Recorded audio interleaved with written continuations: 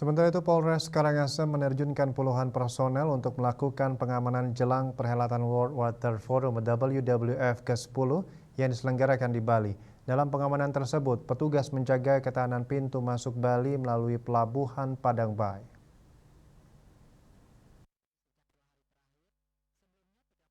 Kapolres Karangasem AKBP Inengah Sadiarta mengungkapkan dalam pengamanan WWF pihaknya akan menerjunkan puluhan personel untuk melakukan pengamanan di sejumlah titik di Kabupaten Karangasem. Pihaknya akan menerjunkan sebanyak 94 personel termasuk yang akan membackup ke Denpasar.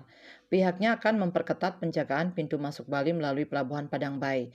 Untuk melakukan sistem keamanan khusus akan dibantu oleh personel dari stakeholder terkait seperti TNI, Dinas Perhubungan, Satpol PP, hingga Brimob.